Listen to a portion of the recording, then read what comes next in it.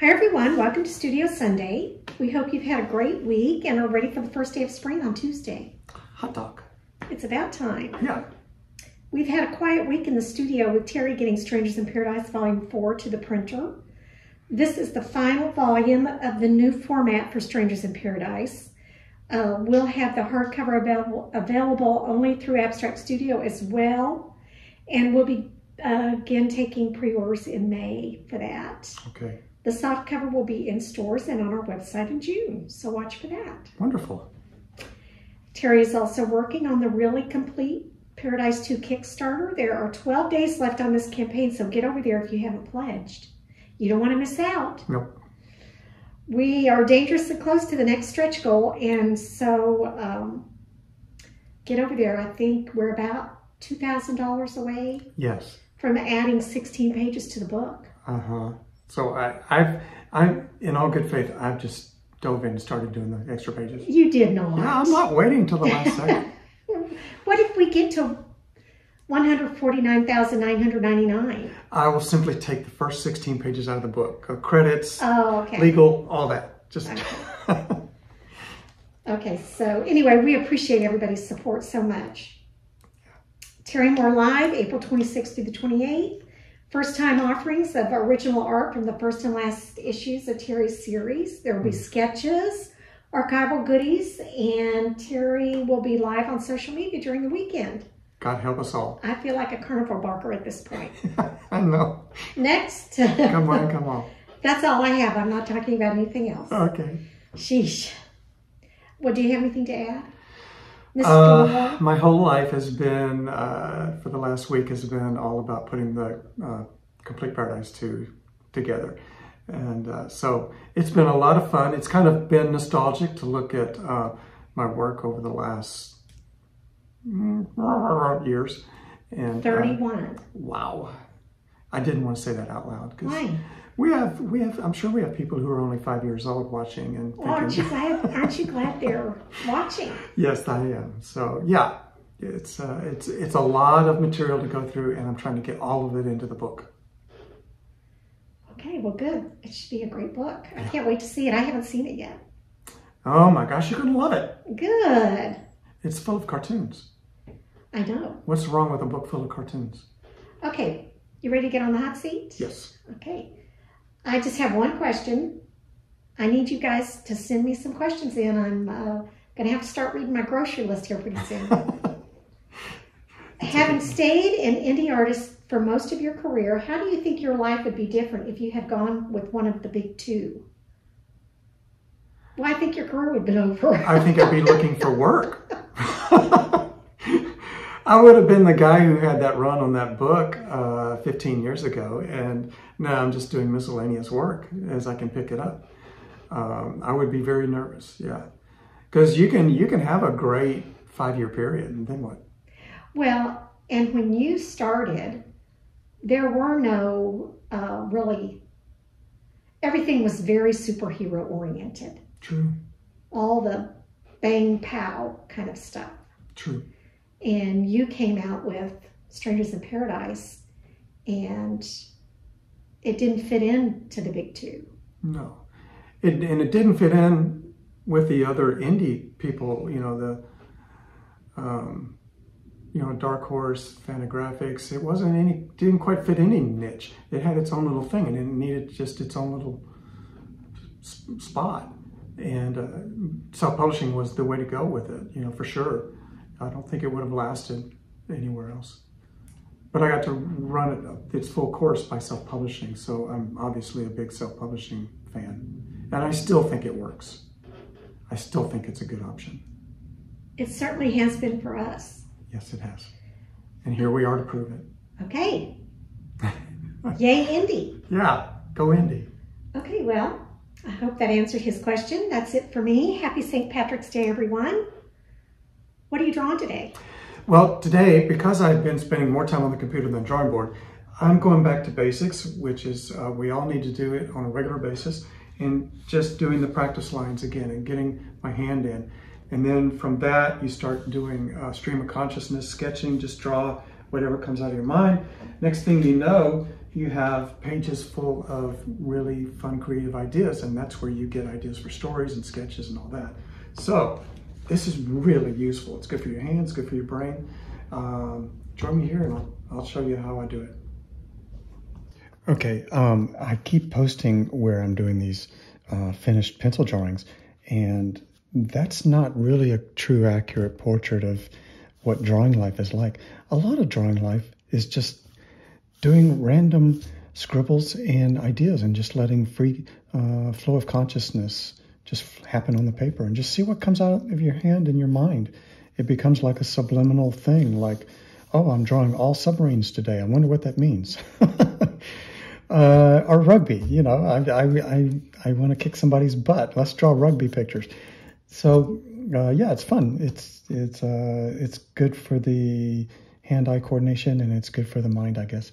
So, and let's do something that's really fun. I like it when comic artists get together and they do a sketch and draw. They'll set a timer. How many drawings and ideas can you get on the paper in like a set amount of time? So we're going to do that. I've set my timer for 10 seconds. And as soon as I hit the timer, I have 10 seconds to cover this page, and then I'll be able, oh my God, here we go. So this is also a good way to warm your hand up, because when you first start drawing in the morning, this is a straight line. And once you're warmed up, you get that. So yeah. Let's start with the first thing every drawing instructor ever did on a blackboard on public TV.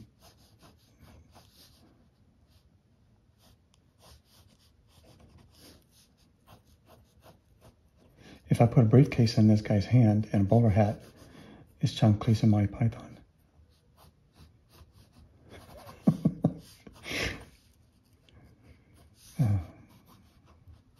Also, drawing is a good antidepressant, by the way. It's hard to draw and be miserable when you realize, oh my God, look at this little world I can make.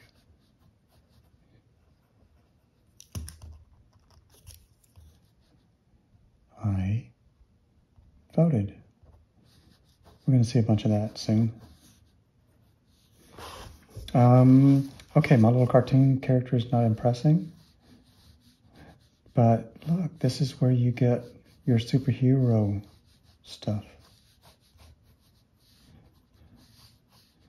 And now you got to think, okay, I want one arm forward, which means one shoulder forward, one shoulder back, like that, see? And now this guy could either be a superhero or a speed skater.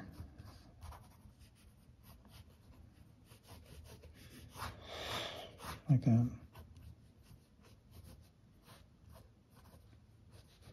I guess it could be the Flash. Put those little wings on the side. You know where those wings come from? Greek mythology, Mercury.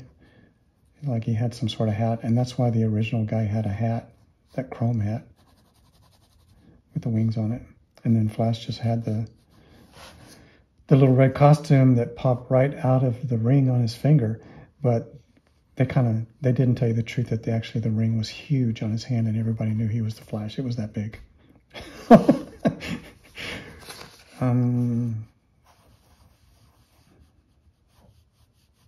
Expressions just come from just playing around like that. Add some long drop hair and short sides, and you have your gothy person. Slump shoulders. Started with James Dean. Did you know that? Every slump-shouldered, head-down rebel that you've ever seen in your lifetime came from a guy in 1953 who personified it. An actor. He just kind of captured the mood of post-World War II youth. And boy, we hung on to it.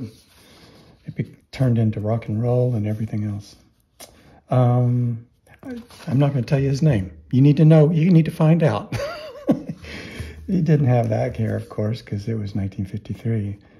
But he had absolutely gorgeous hair. Huge crop of hair up top. and it was always a mess. No, I'm not going to tell you. You're supposed to know. Ask your great-great-great-great-grandfather. They'll remember those 1950s movies. Okay.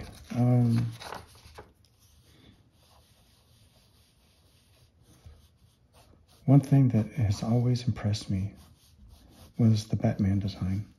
How cool is that? I know I give Batman a hard time online, and but it's because it's like being mad at your dad. You love your dad, but there's a problem. What is the problem? So you do this anger thing, and my problem with Batman is how they handled him. I love the Frank Miller story. It was brilliant, but it was a one-off. He did not mean to redefine the entire canon. And then after that, everybody else gets their handle on it and they go too far. Next thing you know, this guy isn't even human anymore. And the whole point was he was supposed to be human, and he lived on how brilliant he was, how clever he was. That's how he survived. Not how freaking mad he was. Everybody's mad. Especially in these worlds, superheroes, supervillains, everybody's mad. You can't be the maddest of all. You have to be the smartest of all, right?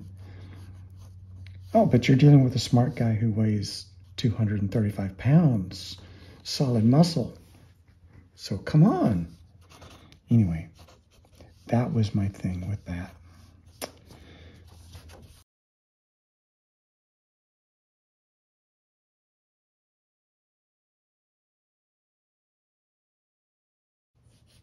And he had that wonderful car.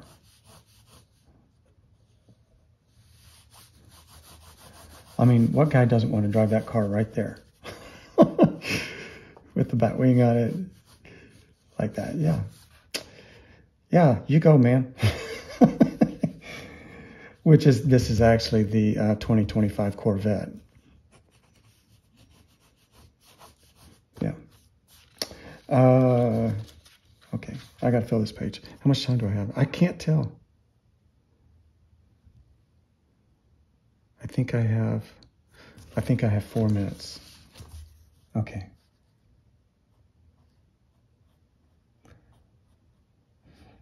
Notice that when I go for eyes and stuff here, I'm not trying to be tight and controlled. And I draw things out of alignment because that's where you get expressions.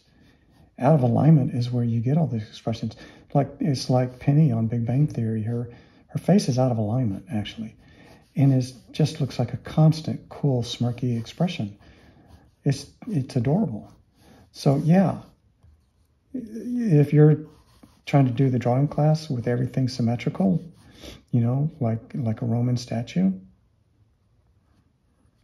that's what you get. Mess around with it and you get, Penny. So, yeah. Notice I didn't draw a guy standing up and measure it off and 5 heads, 7 heads, 3 farthings. Hands here on a guy, hands here on the girl. All the proportions are different on guys and girls. You can work all that through real fast if you just, loosen up. Let yourself do that.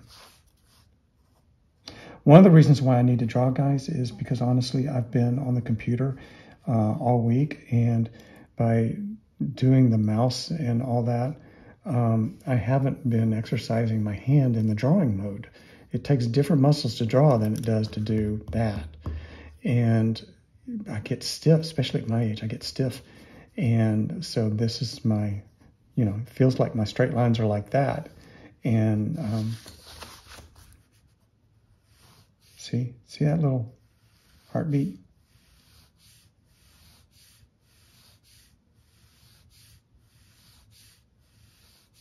This is important.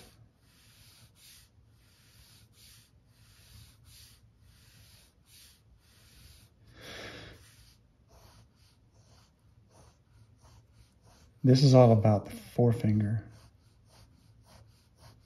The whole hand is supporting the pencil, and it's just the forefinger. This is about your whole everything from here down. That little thing at the front, it looks like we're taking my EKG reading. That's from the muscles twitching from like, wait, what are you doing? Are we doing this position again? I thought you stopped doing that. I thought you stopped drawing. I thought we were just doing mouse from now on until you die. No, we're going back to the pencil. So the shaking is coming right in here. When I do that first thing in there like that, you could like, I don't want to encourage it. I don't want to get in the habit of it. That's why the more you draw, the more you have to draw. Because your hand will, just like any sport, you're training your hand to be relaxed and to do that. Calm down, fingers, calm down, muscles. Don't freak out. Just chill. You know this turf well.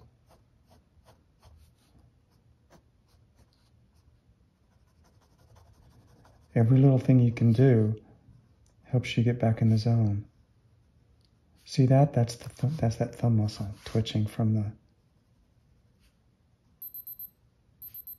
And I've got to stop.